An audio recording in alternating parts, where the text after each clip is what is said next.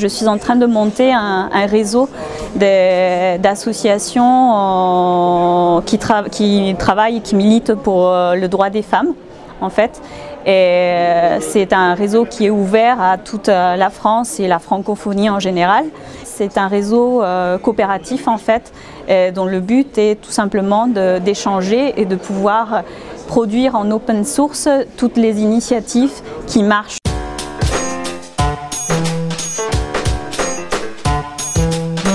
Mon objectif, c'est de leur offrir un outil qui permettra de communiquer sur Internet. Ça, c'est la cerise sur le gâteau. Mais le véritable projet, c'est d'utiliser via cette carte qui est capable de leur montrer qu'ils existent en réseau, plus un outil de réseau social et puis en dernier lieu probablement un wiki qui permettra de capitaliser la donnée et d'offrir un FAQ qui pourrait être transformé à d'autres expérimentations, à d'autres projets, voire à d'autres applications du même genre.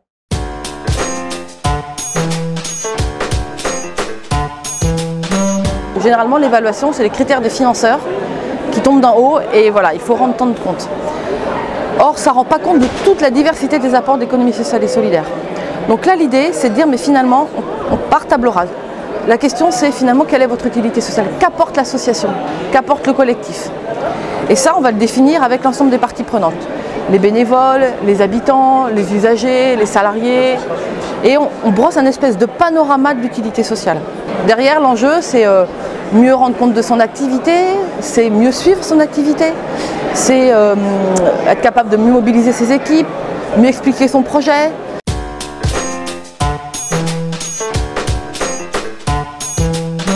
C'est une ingénierie du débat public qui permette d'élever le débat. Et comment on peut élever le débat?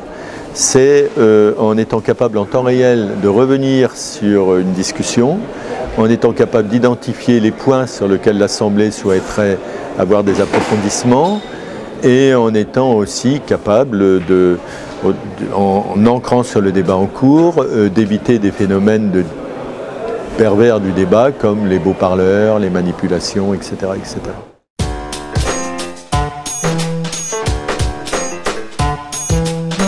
On leur propose donc des sujets divers, mais disons qu'il n'y a aucun...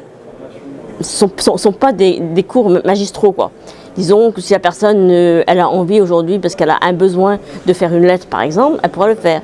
Si elle a envie d'apprendre autre chose que ce que nous on a prévu, ben on va changer notre programme, quoi. On se met réellement à la disposition des personnes.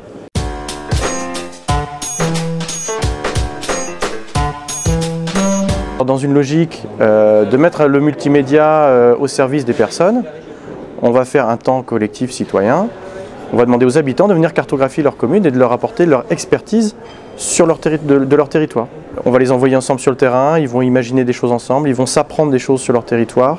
Donc il y a du partage, il y a vraiment du lien social qui se crée là entre personnes. Et l'intérêt des projets collaboratifs, dans mon sens, c'est ça, c'est que plus ils sont ouverts, plus effectivement on rend un espace de possible énorme. OpenStreetMap, au début, c'était un gars qui voulait mettre des sentiers de randonnée, les partager avec d'autres. C'est devenu la base de données cartographique libre mondiale dans beaucoup d'endroits la plus à jour. C'était pas l'objectif, c'est juste que tout le monde s'est pris au jeu. Et comme c'est ouvert, tout le monde peut y trouver sa place.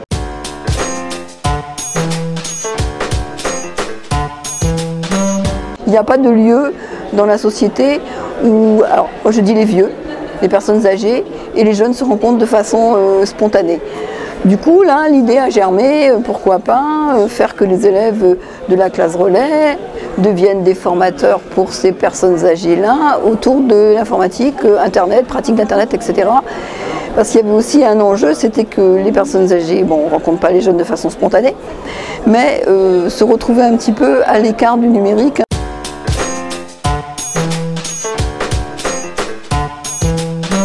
À Outils Réseau, on facilite le fait que les humains coopèrent un peu plus ou comprennent que c'est important et éventuellement puissent le mettre en place. Tu t'aperçois que quand les gens se mettent à coopérer, se mettent à, on va dire, prennent bien, ça a une puissance de frappe qui est énorme, de chez énorme. Il y a quelques exemples, je pense que vous allez, type OpenStreetMap, type Wikipédia, type... bon. Et donc là, on voit que ces méthodes-là, le fait que OpenStreetMap, Wikipédia et d'autres projets existent, ça crée de l'irréversible dans le sens où maintenant on sait qu'on peut.